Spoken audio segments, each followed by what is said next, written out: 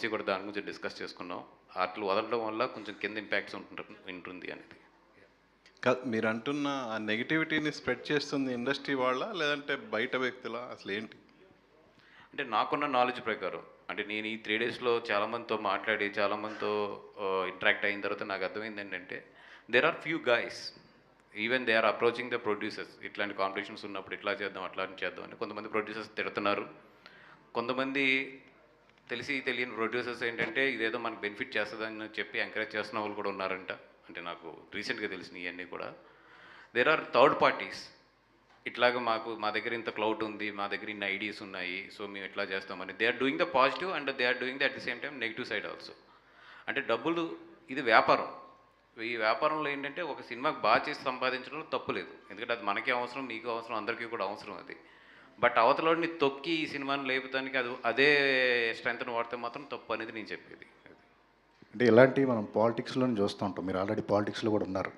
Last ఎలక్షన్కి అంతా ఒకళ్ళ మీద ఒకళ్ళు అబాండాలు వేయటం, అంటే పక్క సినిమాని తొక్కేసి మనం ఎదగాలి అనే కాన్సెప్ట్ అనేది మీరందరూ కూర్చుని, అంటే ఖచ్చితంగా ఇండస్ట్రీకే లాసు, పర్సనల్ లాస్ అనుకోవడానికి లేదు దీన్ని. ఏంటి what of me action plan ఏంటి దీని మీద అందరూ? అంటే అట్లీస్ట్ పాలిటిక్స్ అంటే దట్స్ ఓపెన్. ఇది ఓపెన్గా ఆ పార్టీ కామెంట్ చేస్తుంది, ఈ పార్టీ కామెంట్ చేస్తుంది, దాంట్లో పెద్ద హైట్ చేసేది ఏం లేదు. అది రాజకీయంలో ఎత్తుగడ ఇది అనేది. బట్ ఇండస్ట్రీలో అది కాదు కదా, ఇదేం రాజకీయం కాదు కదా, ఇదేం ఎలక్షన్ కాదు కదా, ఇది దిస్ ఈజ్ లైఫ్లీ అండ్ క్యారెక్టర్స్. ఇక్కడ ఇప్పుడు ఒక సినిమా తొక్కుతేనే ఇంకో సినిమా ఎదుగుద్దంటే నాకు తెలిసి అంతకన్నా పిచ్చోళ్ళు ఎవరు ఉండరు. సినిమా బాగుంటే రెండు ఆడతాయి, రెండు షేర్ చేసుకుంటే. సినిమా బాగోపోతే ఒకటి ఆడుతుంది, బాగున్న సినిమా పోతుంది, అది ఎవరిదైనా సరే. అంతే తప్పితే ఇప్పుడు అది తొక్కితే ఇది ఎదిగిపోద్ది అనుకుంటే అది అసలు పిచ్చత్వం. అది ఆ మైండ్ సెట్తో పనిచేస్తే మాత్రం ఏమవుతుందంటే, ఇప్పుడు ఏదైతే కొన్ని మనం ఆల్రెడీ చేతుల్లోంచి లూజ్ అయిపోయామో లాస్ట్ 5-6 ఇయర్స్లో, ఇప్పుడు కొత్తగా ఏదైతే ఈ డిజిటల్ రెవల్యూషన్ ఉందో, రేపొద్దున మనలో ఉన్న ఎథిక్స్ కూడా లూజ్ అయిపోతాం అంతే. కాదండి, ఇప్పుడు రిలీజ్ అయ్యే 4 సినిమాలు అందరూ మైకుల ముందు 4 ఆడాలి, అందరూ అద్భుతంగా ఉండాలి, అందరూ బాగుండాలి, అందరూ మేము ఉండాలి అని చెప్తున్నారు. మరి ఏంటి దీన్ని ఎలా చూడాలి అసలు? నా వరకు అయితే నా సొంత థియేటర్లు, అంటే నా సొంత లీజులో ఉన్న థియేటర్లకి నేను 2 షోలు వేసుకుని అవతల సినిమాకి 2 షోలు ఇచ్చా. బెటర్ థియేటర్కి ఇప్పుడు గుడివాడ సింధూరం ఉంది, నాకన్నా కూడా పెద్ద సినిమాకి ఆ బెటర్ థియేటర్ ఇచ్చాను. నా సొంత థియేటర్ అయినా కూడా నేను వెళ్ళి గుడివాడలో సెకండ్ రేంజ్లో ఉన్న భాస్కర్లోనే నేను వేసుకున్నాను. అలాగే కైక్లూరు, ఇట్లాంటివి నా సొంత థియేటర్లు ఎక్కడ ఉన్నాయి అక్కడ అన్నింటికి నా థియేటర్ ఉంది కదా అని చెప్పి నేను 4 షోలు ఎక్కడ వేసుకోవట్లేదు. అదర్ సినిమా కూడా నేను 2 షోలు ఇచ్చుకుంటున్నాను. అలాగే సేమ్ గీతా ఫిల్మ్స్ ఆధ్వర్యంలో ఉన్న ఈస్ట్లో వెస్ట్లో ఉన్న కొన్ని థియేటర్లు, మా దగ్గర ఎక్కువ థియేటర్లు కూడా లేవు, వదిలేసాం కాబట్టి అన్ని థియేటర్లోని కూడా మ్యాక్సిమం కోఆపరేట్ చేస్తున్నాం అవతల సినిమాకి.